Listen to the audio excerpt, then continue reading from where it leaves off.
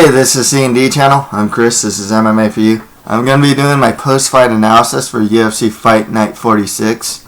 Overall, it was a pretty fun card. A lot of good finishes, actually. The crowd from Ireland was just insane. They were really loud. One of the best crowds out there. Irish fighters did really well. Patrick Holohan, Cathal Pendred, Neil Seery, Conor McGregor. I know Gunnar Nelson trains in SBG Ireland. Norman Parks from Northern Ireland. So Irish fighters were getting it done.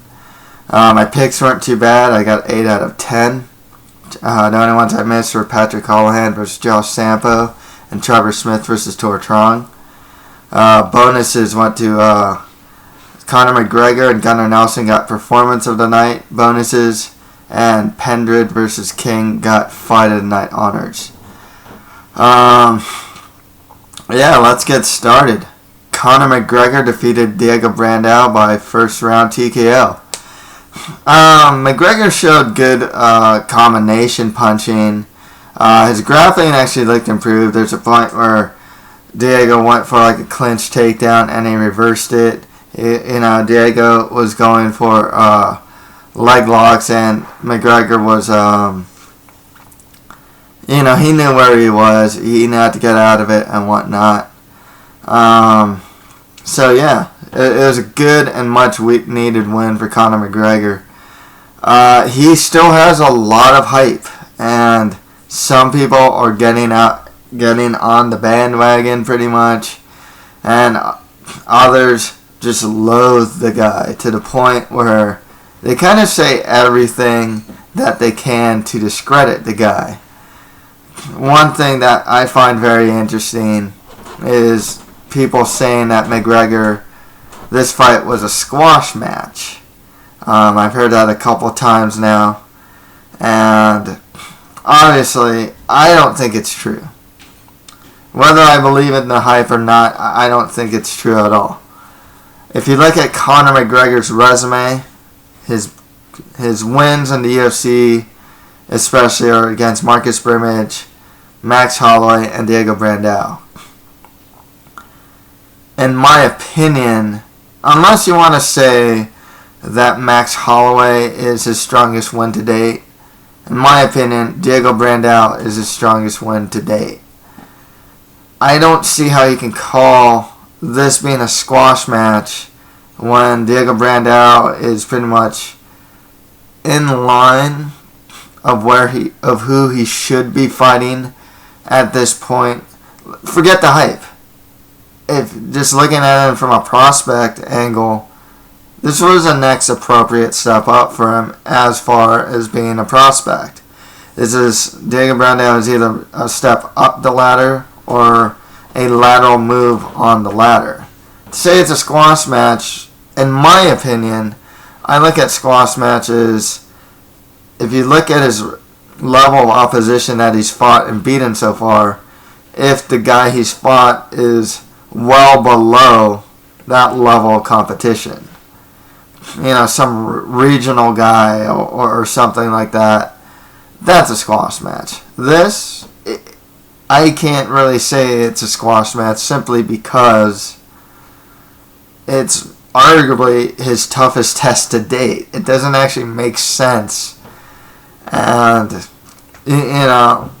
erasing the hype and looking at him in a sense of just a prospect, he's not doing anything that other prospects aren't doing. Gunnar Nelson is very similar, actually, as far as a prospect in the UFC goes. Like, who's he being? Jorge Santiago, Omari Akhmadov, Zach Cummings. Okay? Conor McGregor, Marcus Brimage, Max Holloway, Diego Brandao. Are people really criticizing Gunnar Nelson in any way? No, obviously not. Gunnar Nelson doesn't have that big mouth that McGregor has, and that really polarizing type of personality. Obviously, he's going to get if you're going to talk as much as McGregor, you're just going to get a lot of hate. You're going to get people that like the guy, and a lot of people that will not like the guy and will say whatever they want in order to discredit him. Erasing the hype, looking at who he's fought, he's actually doing what other prospects do. It's just this prospect has a ton of hype. The UFC's really behind him and whatnot. But he showed to be really good here. One thing I also really like about what I liked that I see out of Conor McGregor is that he's really accurate with his striking. Saw against Marcus Brimage, even against Max Holloway, and he saw it here against Brandao. He's very accurate. I think there's something to be said about that karate style. I don't know if Conor has that base I know like Gunnar Nelson has it, and he's pretty accurate with striking. Obviously, guys like Machida, Stephen Thompson, with that more traditional martial arts base. They tend to be Kung Lee's another guy. Even Ryan Jimmo, they tend to be very accurate with their striking, and that's something I noticed about Conor McGregor. As far as who McGregor should be getting next, Dustin Poirier called him out. And I think that's a really good, appropriate next fight for him. If you want to give him a wrestler, there's the winner of Bermudez versus Clay Guida. I know Nick Lentz is going to fight Charles Oliveira. The winner of that fight versus McGregor would work as well. If you want to give him someone coming off a loss, Jeremy Stevens versus Conor McGregor wouldn't be the worst thing either. With Diego Brandao, the guy's not a prospect anymore. He's pretty much a fun action fighter at this point. He's just a guy that looks like he's really hit his ceiling. Isn't the worst thing, but as far as him being a prospect, I don't think it's gonna happen anymore. Just more lower to mid-tier guys at the division for him. Next fight after that, Gunnar Nelson defeated Zach Cummings by rear naked choke in the second round. There's a lot to like about Gunnar Nelson. He's a really patient fighter. This guy was landing that right hand at will, and it was kind of funny seeing Zach Cummings get hit by it constantly, and you can just see his facial expression of just frustration, as in like, man, how am I getting hit so much by this strike? The finishing sequence was cool too. It was like a front headlock to a back take, and I didn't even see the body triangle that ensued. One other thing I really liked about Gunnar Nelson is when he got the body in triangle and he was on his back on the body triangle position, he was going for a really effective ground and pound that opened up Cummings. He was punching the body. He posted with his left arm and started going with hammer fists with his right arm.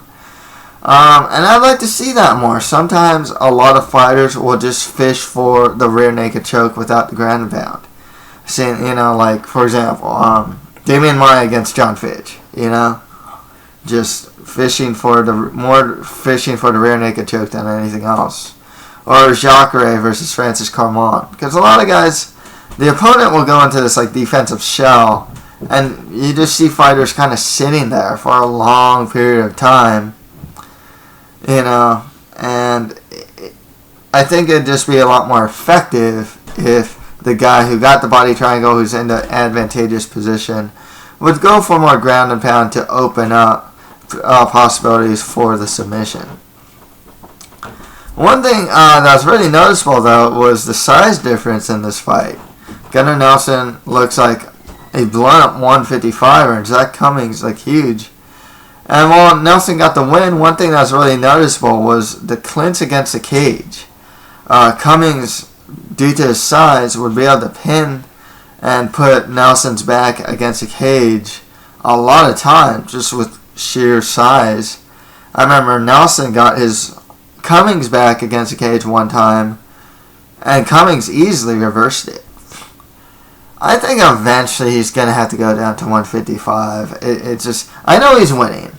And he's winning against big fighters. Jorge Santiago, Omari Akmadov, and Zach Cummings were former middleweights, and Cummings is a former light heavyweight that are cutting down to 170. So he is beating bigger guys, but they're also mid-level guys. I think as he moves up the ladder, someone who's big for a weight class is going to be able to negate Gunnar Nelson. It's just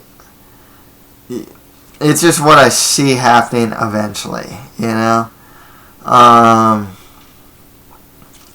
And I would like to see Nelson cut down to 155.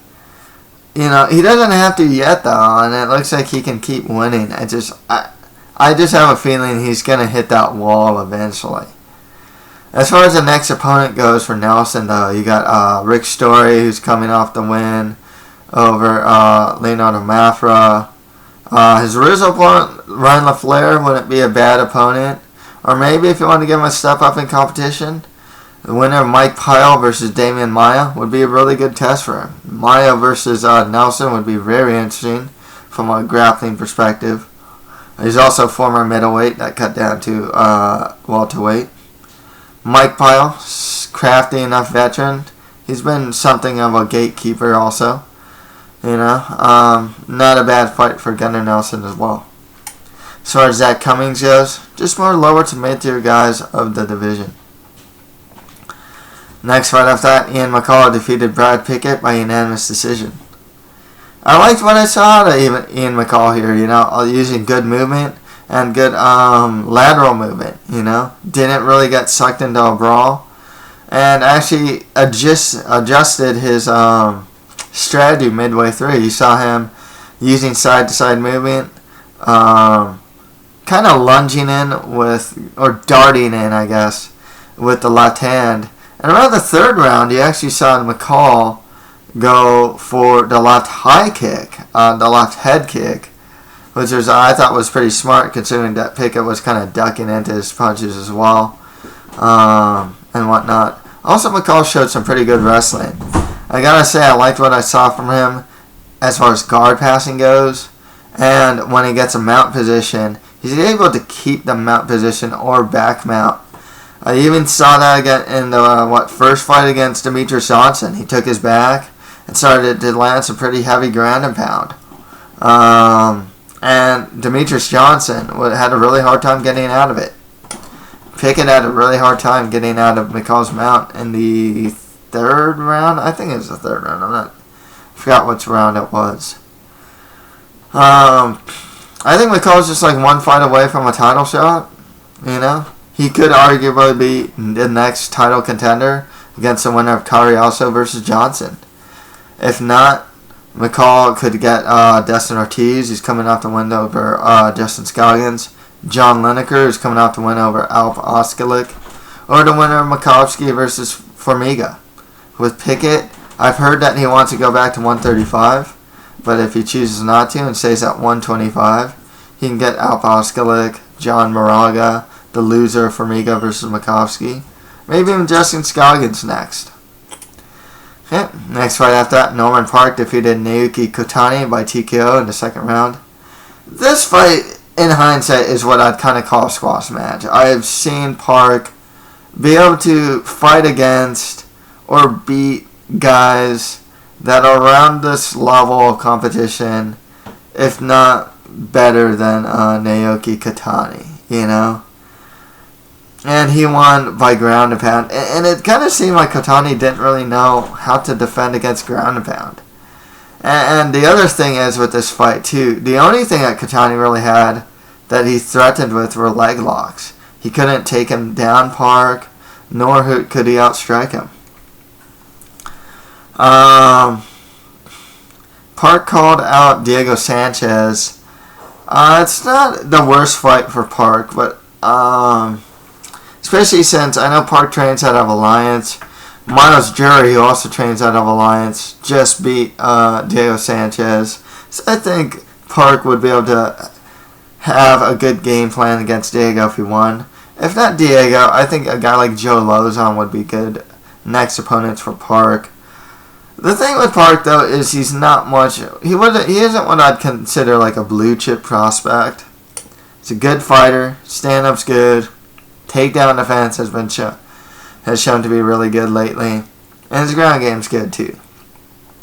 He's a good fighter, but he's not someone I'd call a great fighter at this point. Or like this, like I said, a blue chip prospect.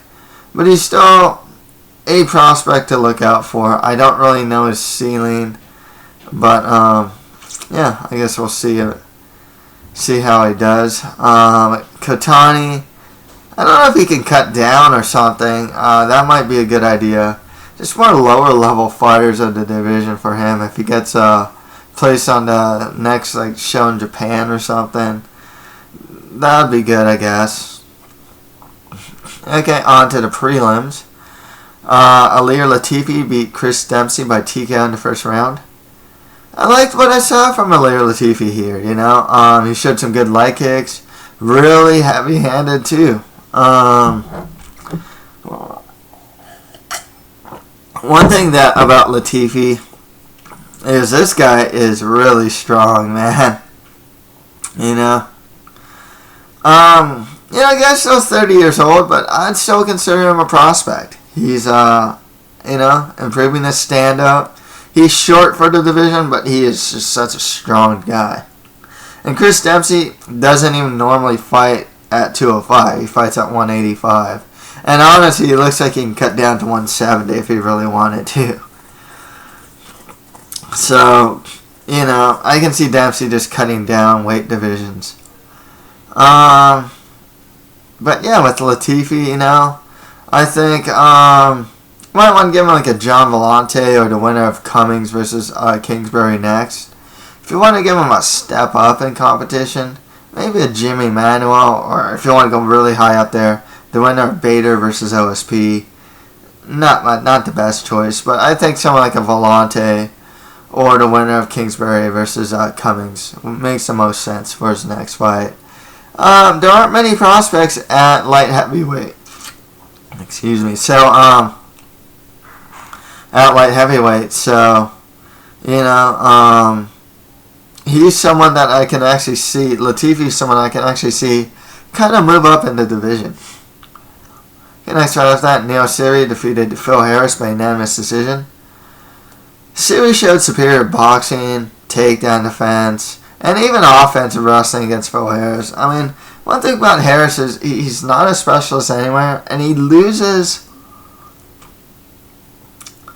His biggest strength's probably grappling, but I've seen him get out-grappled, I see him a lot of times get out-striked. So I don't really know what Phil Harris has a lot of times against his opposition. Neil Siri's, he's a fun fighter, well-rounded enough. He's in his, mid, I think 32, 33, something like that. It's not what I'd call a prospect, but, you can put him in fun fights. As far as the next opponent goes, geez, I can't really... I'll just say more lower to mid-tier guys in the division for Siri. And with Harris, I don't know if they keep him or not. He's not the most winning fighter. That's the thing. I can see him get cut from the promotion. Next fight after that, Cathal Pendred defeated Mike King by rear naked choke in the second round. Mike King arguably got a 10-8 round against Cathal Pendred, and Pendred's striking defense needs a lot, and overall striking just needs a lot of work. He's tough. That's what he can give him. Even his takedowns aren't the prettiest. He's not... Technically, he's not the best takedown guy, but he's really tough. He needs to probably go back to 170. But, he's still a guy that needs a lot of work, especially in striking. But even his wrestling, I think, could use some work as far as finer technical aspects of it. He should just fight more lower to mid-tier guys of whatever division he fights in. Mike King, this was only a 6 pro MMA bout. He didn't look too bad considering. I thought he was a better overall fighter, to be perfectly honest with you. But he's still very inexperienced. I don't know if they cut him. I mean, he had fight of the night, though, so I don't see them cutting him. But he'll probably just fight more lower to mid-tier guys at the division. If I want to give him, like, Trevor Smith, who's coming off that win over Tor Trong, actually, or, like, Tor Trong, actually, my bad, who's coming off the loss to Trevor Smith, that wouldn't actually be the worst fight.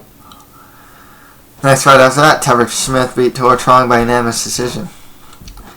Bad game planning here with Tor, he just went to the ground when he should have probably been striking with Smith. He seemed to have the better striking, but elected to go to the ground here. Trong's not the most winning fighter as well, so, I know he's an international fighter and they might keep him for that, but I can kind of see him get cut. It's only one in the UFC against like Adam Sala, you know what I mean? With Trevor Smith, he managed to keep his job, and he's definitely one of those guys that's probably going to be hanging by a thread throughout his whole UFC career. I mean, he's average to below average striking, good enough on the ground, but, he's more of a lower tier fighter at this point, but he managed to keep his job. It's more lower tier fighters of the division for him. Next right after that, Nikita Krylov defeated Cody Donovan by TKO in the first round. You can see Donovan getting cut. This guy gets knocked out a lot, John Vellante, OSB, and now Krylov managed to either KO him or TKO him. Donovan's only win is against Nick Penner, and in a fight he got dropped. This guy doesn't have the greatest striking defense. Arguably not the greatest chin either. Krylov definitely a guy that needs a lot of work. He isn't much of a prospect. He's really game, and he's really gung-ho. I mean, this guy will just throw punches, throw knees. He got dropped, fought against an armbar, showed some improved submission defense. So at least, he's shown some improvement, but he has a lot of defensive holes in his game. But he's always a fun fighter to watch, win or lose. He's 2-2 in the UFC. Win or lose. It's usually a finish with this guy. He's definitely a fighter that's like all in, doesn't go to decision. I think if he got to a bigger camp, he might actually be, he has a lot of fights under his belt, but I can still see him improving. He probably needs to get to a bigger camp. Like I said, with light heavyweight, it's just not filled with a lot of prospects. I think Nikita Krylov's actually like one of the, if not the youngest fighter of that division. And there's not a lot of 20-year-olds in light heavyweight. So, despite him not actually having the best skill set right now, he could potentially kind of move up the ranks, just because the division is so thin. He should just get more lower to mid-tier guys at the division. With Cody Donovan, honestly, 3 losses in a row, all by knockout or TKO. He should probably get cut at this point. And finally, Patrick Callahan defeated Josh Sampo by rear naked choke. This was actually one of the bigger upsets of the night. Sampo has shown, especially in the regional scene, to be really good. In the UFC, he's good enough. He lost to Zach Makovsky, which was expected, to be honest with you. And then, he beat Ryan Benoit, in a fun fight. Getting dropped by Holland. He tried to go for a armbar, got his back taken, and got choked out. That was a really good win for Holland, who has shown a weakness to wrestlers. And even his striking has always been kind of It's a really good win for him. It's more, for both these guys, just more lower to mid-tier guys at the division. So that's it for my post-fight analysis for UFC Fight Night 46. If you have any comments, just leave them below. And that's it for MMA for you. Thank you guys very much.